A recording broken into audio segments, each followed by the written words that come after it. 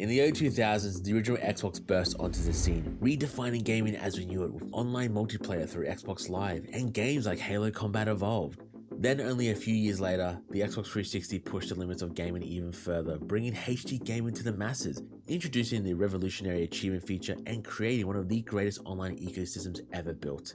That era of gaming from 2001 to the early 2010s solidified Microsoft's position as an industry titan. It truly felt like Xbox's golden age and everything couldn't have been more simple. You bought the console, you bought your games, and should you wish, you could easily jump online to play games with your friends. But then, everything changed with the announcement of the Xbox One. Launched in 2013, the Xbox One stumbled out of the gate and was unfortunately suffering a major identity crisis. Microsoft was focusing more on TV integration rather than gaming, all while competitors like PlayStation were doubling down on core games and the overall gaming experience. Naturally, this pivot received a lot of initial backlash from fans of the Xbox ecosystem, so much so that in the years that followed, Microsoft tried to recalibrate and find a more gamer-focused solution. And in doing so, Microsoft had introduced Xbox users to the Game Pass back in 2017, a new subscription model that promised to be the gaming's version of Netflix, a truly revolutionary moment for players. At first, it looked like redemption and a step in the right direction. But now, with the context of hindsight in 2025, between the mass layoffs, criticism from developers, and the Xbox brand feeling more diluted and stretched thin than ever, I'm starting to wonder, are we actually witnessing the beginning of Xbox downfall? Well, in today's video, we're going to take a closer look at some of the most notable moments from Microsoft's most recent history, such as Game Pass and the criticisms that surround the service, as well as Microsoft's company acquisition shopping spree. And just for a bit of fun, I've also included two of my predictions for where all this might end up going with Xbox, with one potential path leading more positive and optimistic, and the other, well, maybe not so much. But before we get into my predictions, let's take a look at Microsoft Game Pass. Looking for something long-term? Or maybe you just want to have a little fun? Xbox Game Pass will find you the perfect match. FlipYap is a grunt who's good at putting others first, and he'll put you first for the rest of his painfully short life. Let's be honest, when Game Pass first launched, it felt like we hit the jackpot. A Netflix experience for games? Sign me up. For a monthly fee, you could access hundreds of titles. And in just the past couple of years, Microsoft has started including day one releases from their own studios, a move that felt incredibly pro-consumer. But a service like this isn't without its flaws and drawbacks. Enter Rafael Colantonio, a founder and president of Arcane Studios who gave us games like Dishonored and Prey. Recently, he came out swinging against Game Pass, calling it an unusable model that has been increasingly damaging the industry for a decade, subsidized by Microsoft's infinite money. That's a pretty damning statement, but let's consider what he's saying. If games are essentially being given away through subscriptions, what happens to actual game sales? Why would I pay $60 to $70 for a new release when I can play it on Game Pass for a fraction of that cost? For us as consumers, it's great, but for developers, especially smaller ones, it's potentially devastating. Colantonio argues that Microsoft's deep pockets allow them to subsidize that model that other companies simply can't compete with. It's creating a market where only the giants can survive, and that's not exactly healthy for innovation. The timing of these criticisms became even more relevant when Microsoft announced a slew of layoffs, where thousands of employees, many from their gaming divisions, were let go. While Microsoft attributed these cuts to their increasing focus on AI, Colantonio wasn't buying it. He called it a BS excuse and suggested that the financial realities of Game Pass might be the real culprit, especially considering that we're seeing Microsoft progressively promoting its day one Game Pass release model more and more.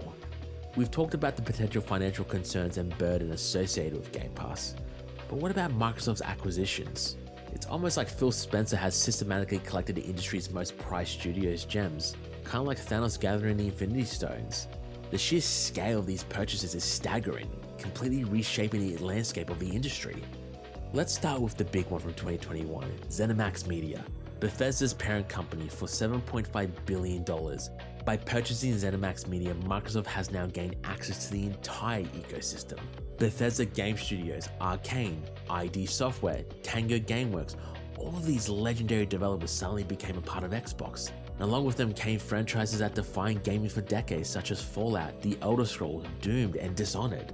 What I personally find mind-blowing about this deal is despite its scope and scale, it feels like it pales in comparison to Microsoft's next acquisition. In 2022, Microsoft announced they were buying Activision Blizzard for $68.7 billion. This wasn't just the largest game acquisition in history, but it was also one of the largest acquisitions in basically any industry, period. We're talking about Call of Duty, World of Warcraft, Candy Crush, Overwatch, Diablo, just to name a few franchises. This massive acquisition triggered a series of intense major battles that followed, with governments around the world scrutinizing whether this level of consolidation was good for the industry. However, after nearly 2 years of legal battles, the deal finally went through in October 2023. Microsoft's reason was straightforward: they wanted to beef up their Game Pass and compete more efficiently with Sony and Nintendo. On paper, it makes sense. More studios meant more games, which meant more value for Game Pass subscribers. But what worries me is that when we have a few massive corporations gain control of the most of the industry, what happens to competitors and innovation? Are we heading towards a future where only Microsoft, Sony, and maybe a few others can afford to make large AAA games? And what will happen to the creative freedom of all these studios that are now another cog in the Microsoft machine? As I just mentioned before, more studios means more games, and one would assume this will mean more Xbox exclusives. But honestly, this has also been a massive point of contention for the fans of Xbox as well. For years, console wars were fought over their exclusives. PlayStation had Uncharted and God of War, Nintendo had Mario and Zelda, and Xbox had Halo and Gears of War. These were games that sold consoles and were the main reason you picked one platform over the other. But lately, Xbox has had a major exclusive problem. Despite all these massive acquisitions, where are the exclusives at? It's been frustrating for Xbox fans who remember the days when Halo was the biggest thing in gaming and literally pioneered 2 generations of consoles. But unfortunately, Microsoft's response to them has been interesting to say the least.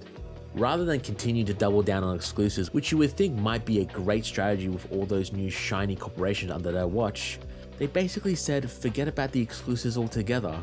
Their focus has shifted from providing an exclusive catalog for games for their customers to focusing on the ease and accessibility for everyone being able to access a Game Pass subscription. This was made abundantly clear with Microsoft's latest marketing campaign, which says that everything is an Xbox. Your phone, your laptop, your smart TV, your dog, your fridge, your neighbor, apparently they're all an Xbox now. To give some credit, this move kinda makes sense. Xbox Cloud Gaming lets you play Xbox games on pretty much any device with an internet connection, meaning you don't need $500 console sitting under your TV anymore. You can play the latest games on your phone during your lunch break or even on a cheap laptop. It's generally impressive technology.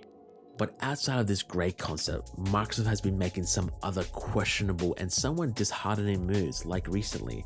Xbox has started putting their first party games onto other platforms. Games that used to be Xbox exclusives are now showing up on PlayStation and Nintendo Switch, which would have been unthinkable just a few years ago. And honestly, I don't hate the idea of console exclusives becoming more accessible to those who haven't been able to enjoy these exclusives before, but it doesn't really seem like Microsoft is intending to replace said games such as Forza, Halo, or Hi-Fi Rush with any brand new exclusives to keep existing Xbox fans happy. From a brand's perspective, it's just confusing as hell. If I can play Xbox games on my PlayStation, then why would I need an Xbox?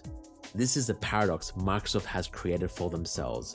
They want Xbox to be everywhere, but in doing so, they made the actual Xbox console feel less important and somewhat obsolete. The real question is whether this strategy will work in the long term, or if it will just leave Xbox as a brand without a clear identity, and one that will fade into the background like so many others. Right now, it feels like Microsoft is still figuring that one out. So here we are. Game Pass is facing serious questions about its long-term sustainability. Microsoft has spent tens of billions of dollars buying up studios and publishers, and their console exclusives are becoming less and less important to their strategy.